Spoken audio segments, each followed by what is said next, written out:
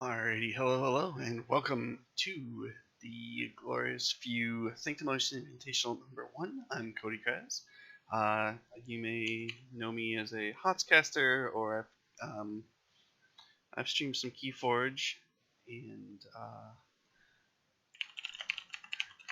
they're asking if we can start. I'm gonna go ahead and let them know I'm doing some intros here. So, yeah, the format today is 2-deck survival. So each competitor has brought 2 separate decks, and they are each time they lose, they'll drop to the loser's bracket and switch decks to their other deck. If they lose again, they're out. And yeah, our first game here. I guess first let me show you all the bracket. The bracket here has the overlay of who will be doing the streams. So this is currently game 7 of round 1 there. And then in round 2, we'll have the loser of game 5 and 6, I believe. And then my channel will raid on over to One Star Peeps channel, and I'll co-cast there for a game, and then I'll be out, and you guys will follow the championship action up through Jake Bridge stream. Our matchup here in game 1, and yeah, the 2 decks here are Cardoth, the Illustrator of the Market, played by Flaming Hobo, and FR Torcroon of the Streetwise Deep, played by Jason. And let me pull them up so I can see them as well. Pretty tiny on the... Yeah, so looking at the 2 decks, neither deck has shadows, but they're both extremely powerful decks. And Torkin has the combo of the tributes and the ancient power looks good there. Triumph is a key cheat there. And I think the stealth mode could come in handy. They also have triple Infernus with Hysteria, so they'll be able to purge and burn a lot of amber with that combo. And on the other side, you've got Jason's deck. Nope, sorry. You got Hobo's deck. And where has that list gone? Sorry, I made a... Here it is. Cardoth, Illustrator of the Market. So yeah, the house is the same except swapping logos for House Soaring. And this deck also running effectively a number of Infernuses through Exhume. They can also Exhume the Eddy for some key cost control. They've got Interdimensional Graft to leverage alongside that. They also have the Star Alliance package has Red Alert to come back on board. And overall, some pretty powerful stuff. In terms of the matchup relative to one another, I think they both show a decent amount of amber generation. Neither one has significant artifact control, and both have a couple artifacts. I think it'll be interesting to see who is able to put their combos together first. The speed rating there of Cardoth is extraordinarily high, so I think you'll start seeing Purge affect that deck first. Whether it's in terms of efficiency or punishment, we'll see how that ends up playing out. Welcome to the stream. See, we're starting to get some viewers here. Yeah, the match is going to start in just a couple minutes here. Run through the decks before the game, and then yeah, official start time is 9:10. Pardon me, 10 after 10:10. It was originally 9:10. Yeah, the other thing, I know I have some stuff about the 2 players. So Jason is on Team Knowledge is Power from Pennsylvania, and his resume is he placed day 2 in multiple vault tours, most recently Albany. He placed top 16 in the USGC, where he first met Grant. And the resume for Flaming Hobo says he's Gen Con Sealed Vault Tour winner. And he's won a number of store championships and a prime tournament as well. So very high caliber players on the stream today. Let's see. They have some stuff about the decks. I think I'll save that for maybe filling time during the game. And yeah, the players are in the match. I don't know that I have any other... Show the bracket one more time real quick, just so you know. We're in Game 7 there. on my stream.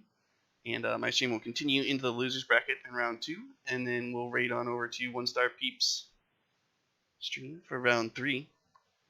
Yeah. I think you guys are probably, the players are ready to get started. I'm ready to get started. I'm going to go ahead and see if we can't get this show on the road.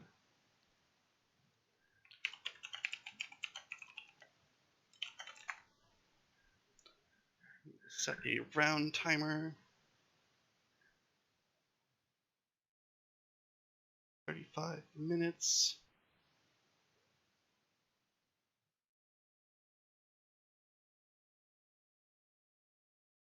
Alright, and I have a round timer set after mulligans.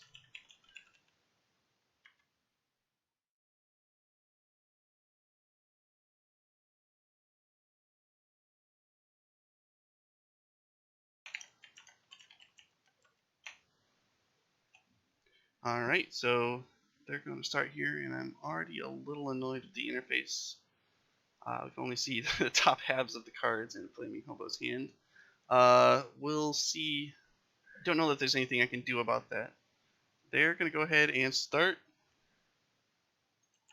Start time 7. Alright, and we have one mulligan, and it looks like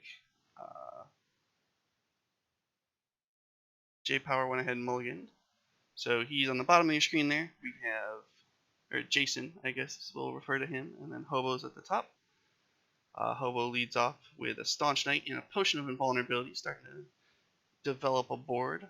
I missed what Jason did with his first turn. Jason just jammed a Shield of Justice for the Amber. Now he's following up with a Witch of the Wilds with Way of the Porcupine, which is going to give it Hazardous 3, and lets him play the Untamed cards out of turn. Looks like Nerve Blast into Ghostly Hand from Flaming Hobo. Generate a lot of Amber very quickly. And he also follows up with a Nexus. No artifacts deal yet, but he can, to use, but both players do have 2 artifacts, so that'll be able to come in handy. Sanctum is called here by JayPower. Demos is also played. That gets rid of the Nexus. And then, Jesus, they're going super quickly. Alright. Vemos fought Staunch Knight.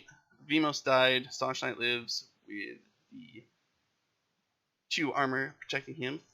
Looks like Flaming Hobo is going to develop into Dust Pixie. And then Chota get the first key of the game right out of the gate. Still no Amber for JayPower. And yeah, let's see here. Lost in the Woods going to clear the board. And Flaming Hobo is showing a commanding lead here. He still has board.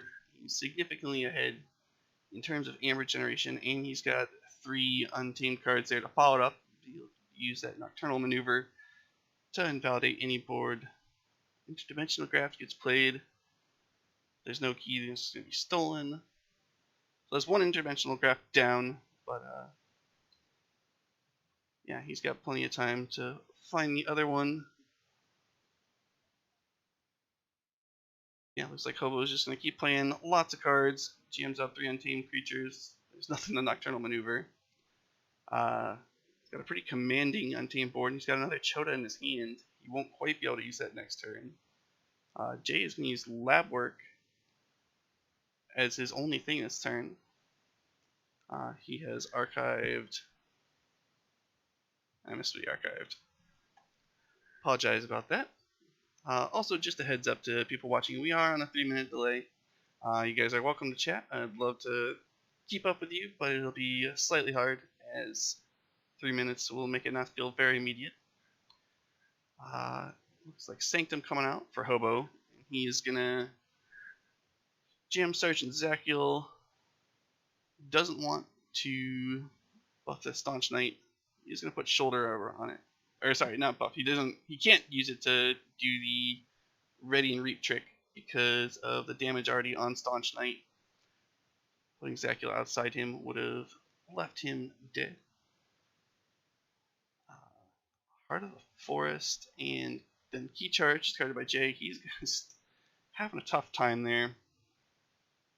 Very slow deck so far. We'll see what his comeback mechanics end up looking like. Well, I was going to choose Shadows. I see. Heart of the Forest. Well, I should have read the deck list more closely. Each player cannot forge keys. They have more forge keys than their opponents. So this is going to end up slowing the game down a bunch. Be interesting to see how the players able to play around this. And that's what Jay was cycling for so hard. Flaming Hobo sitting there with 6 Amber, but in the Chota, but he can't do anything while that is out. He's going to move into Shadows, play Nexus, and dump his special delivery. Pass it back over to JayPower, who's looking at a fistful of Logos cards. So play out some artifacts. Archives card, acknowledges power. Turn back. So let's see, what can...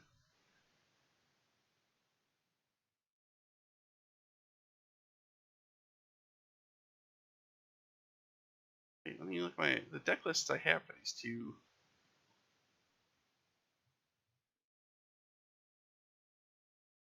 I showed the wrong deck list at the beginning somehow. I'm confused. The app I had... Whatever. That explains why I didn't know what was coming with the Heart of the Forest. Alright, well, let's go ahead and show off the two deck lists while we're thinking here. And I can't even... I guess that goes right over the chat window. Can I move this chat window? Here, I'll drag it bigger. I'm going to hide my face for a minute. Boop. Drag this down, and now we'll sit here and look at the deck lists while we wait. Let's see, what can Hobo do about this Heart of the Forest?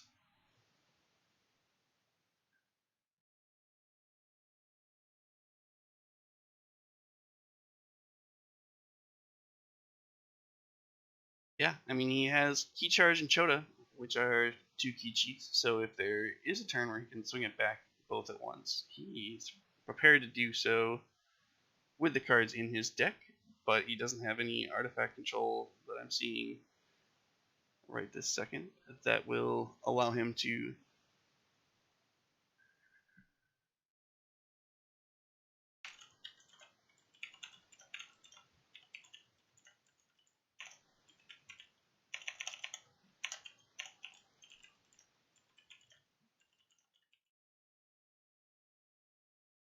Yep, Gorlami says there was 2 decks they could choose from. Yep, it's true. I thought they chose from the... thought with the decks they listed, they were playing the first one, and if they lost, they played the second one, but neither player did that, so that's unfortunate. I apologize about that. Let's see. Now I'm looking at JayPower's list as well, while Flaming Hobo continues to develop a board. He does have a Key Charge and a Chota Hazard as well, so... And he also has this Nepenthe Seed that he can use to pull either of those cards out and play them again.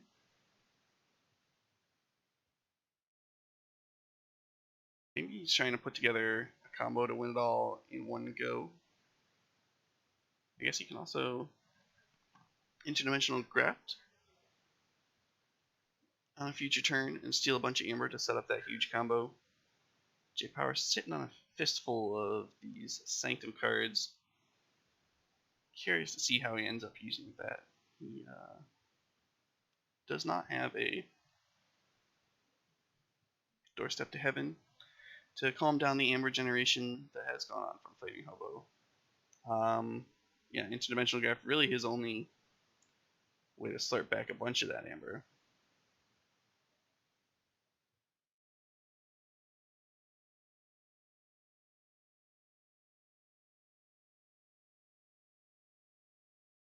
Yeah, it's a very technical matchup.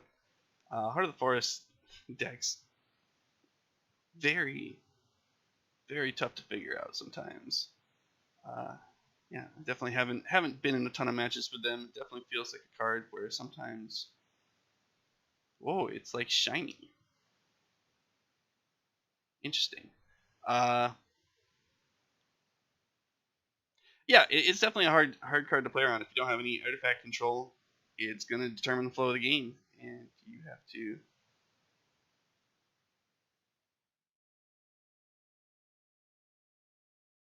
Interesting. Seems like my stream is not on as much a delay as I thought. Let me check that.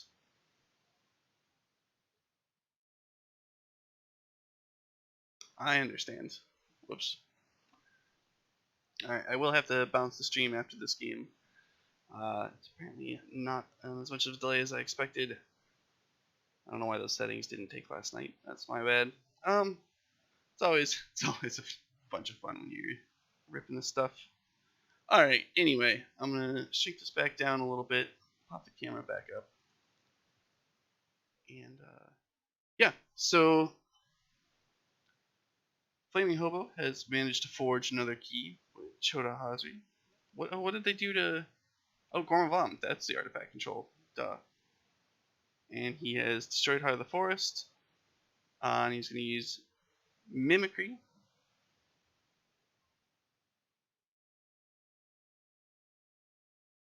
Yeah, he's sitting at 10 Amber. Heart of the Forest is not in play anymore. And a Pen Seed will let JayPower play out that Heart of the Forest again.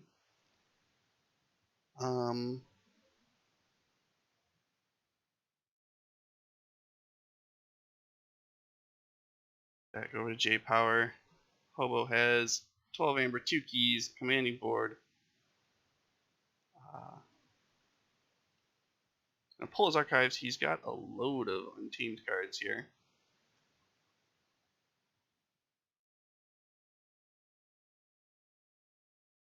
Use the Pen Seed. He's gonna double Full Moon. Here comes Witch of the Wilds, Tantadlin, and Choda Hazri to make a key. Looks like there's not going to be able to be any response there from Flaming Hobo, as this Nature's Call is going to let him scoop up 3 creatures again, generate a ton of amber, and forge that 3rd key.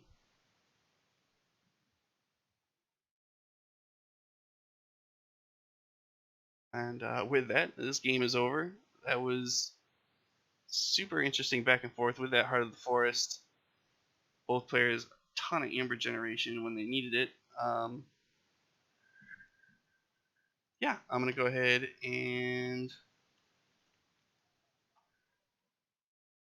Yeah, it was a weird game.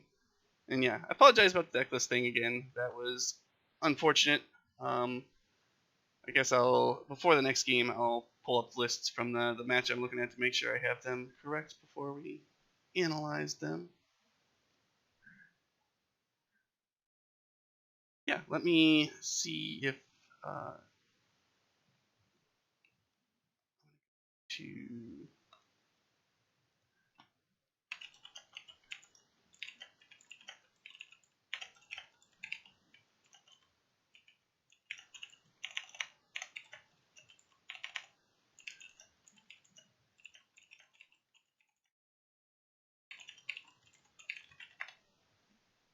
Yeah, so I'm gonna see if I can get Jason into this for a quick post-game chat. It'll be interesting to see his thoughts on the game. Looks like he's gonna make it. And yeah, let's give him a minute to hop on over here.